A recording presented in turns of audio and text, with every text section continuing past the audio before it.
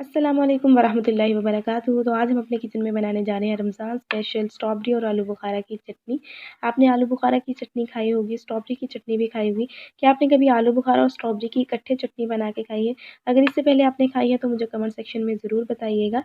तो ये मज़ेदार सी यूनिक सी रेसिपी स्टार्ट करने से पहले जिन बहन भाइयों ने हमारे चैनल को सब्सक्राइब नहीं किया है तो काइंडली जल्दी से सब्सक्राइब कर लें, और जिन्होंने पहले से सब्सक्राइब किया हुआ है उनका दिल की गहराइयों से शुक्रिया। आप हमारी दुआओं में रहेंगे हमेशा। आपने क्या करना है कि गौर से रेसिपी को देखना है।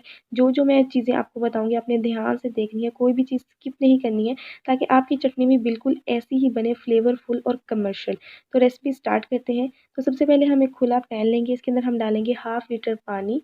पानी ऐड करने के बाद हम इसके अंदर ऐड करेंगे आलू बुखारा। ड्राई आलू बुखारा जो होता है उसको मैंने अच्छे से वॉश कर लिया, क्योंकि इसके ऊपर थोड़ी सी डस्ट लगी होती है, तो धोने से वो डस्ट जो है वो उतर जाएगी। तो ये हम इसके अंदर ऐड कर देंगे। 15 से 20 मैंने आलू बुखारा लिए हैं। डालने के बाद हम इसको कवर करेंगे और 10 मिनट के लिए हम इसको मीडियम फ्लेम पर पकने के लिए छोड़ देते हैं। जब तक हमारे आलू बुखारा पक रहे हैं तब तक हम एक अलग कटोरी में 6 अदद स्ट्रॉबेरियों को बारीक चॉप कर लेंगे। आप स्ट्रॉबेरियाँ ज़्यादा भी यहाँ पे यूज़ कर सकते हैं।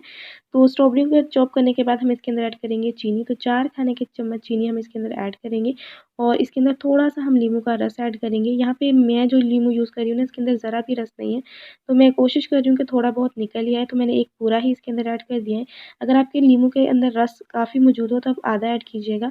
मिक्स करेंगे और उसको 10 मिनट के लिए इसको ऐसे ही छोड़ देंगे। तो ये जो चीज़ है वो हेल्प करेगी स्ट्रॉबेरी का रियल जो उसके अंदर रस होता है वो निकलने में। तो आपको मैं यहाँ पे दिखाती हूँ, स्ट्रॉबेरी का जो जूस है ना वो निकल के आ गया है बाहर। तो आप इसको ज़्यादा देर तक भी रख सकते हैं, इससे ज़्यादा जूस निकल आएगा इसमें से। तो यहाँ पे इससे हमारी चटनी जो है वो बहुत फ्लेवरफुल बनेगी, तो इसलिए हमने ये प्रोसेस किया है। इसको हम साइड पे रखते हैं और हम आलू बुखारा चेक कर लेते हैं। तो यहाँ पे आलू बुखारा जो है वो बहुत अच्छे से गल गए हैं, सॉफ्ट हो गए हैं। तो एक दफ़ा हम इसको मिक्स करेंगे।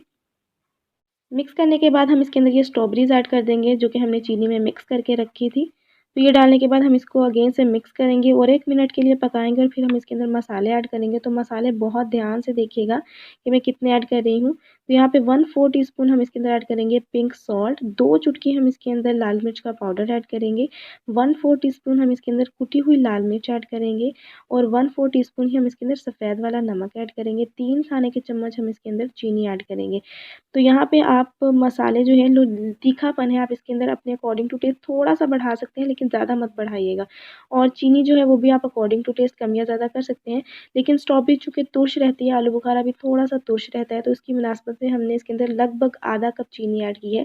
4 खाने के चम्मच हमने पहले स्ट्रॉबेरीज़ में ऐड कर दी थी, और 4 खाने के चम्मच के करीब ही हमने बाद में ऐड की है। तो यहाँ पे हमने चटनी को 15 से 20 मिनट के लिए मीडियम टू लो फ्लेम पर पका लिया है। तो चटनी जो है हमारी गाढ़ी हो गई है। आप इसको ऐसे भी सर्व कर सकते हैं। रेस्टोरेंट्स में जो हमें सर्व की जाती है चटनी वो इसी कंसिस्टेंसी की होती है, लेकिन हम चटनी को मज़ीद गाढ़ा करेंगे, क्योंकि चटनी जितनी गाढ़ी होती है उसकी सेविंग लाइफ उतनी ही बढ़ जाती है। और इसके अलावा अगर आप इसको मज़ीद दिन के लिए रखना चाहते हैं, यानी कि 1 वीक के लिए, 2 वीक के लिए, तो आप इसके अंदर थोड़ा-सा सिरका ऐड कर सकते हैं, उससे भी इसकी सेविंग लाइफ बढ़ जाएगी। तो यहाँ पे चटनी हमारी बहुत अच्छे से गाढ़ी होगी, और ये ठंडी होने के बाद और ज़्यादा गाढ़ी होगी। तो यहाँ पे हम फ्लेम को ऑफ कर देंगे और इसको हम सर्व करते हैं, निकाल लेते हैं कटोरी के अंदर। तो तैयार है मज़ेदार सी हमारी आलू बुखारा और स्ट्रॉबेरी की चटनी। बहुत ही यूनिक बनी है, और जहाँ तक जायके की बात है तो वो आपके खलूस से आएगा। जितने खलूस के साथ आप ये चटनी बनाएंगी, ये चटनी उतनी ही ज़्यादा टेस्टी बनेगी। तो इस रमज़ान आप भी इसको ज़रूर ट्राई कीजिएगा। रेसिपी पसंद आई हो तो लाइक शेयर कीजिएगा, चैनल को सब्सक्राइब करना मत भूलिएगा। मिलते हैं नेक्स्ट ऐसी ही मज़ेदार सी यूनिक सी रेसिपी के साथ, तब तक के लिए अल्लाह हाफिज़।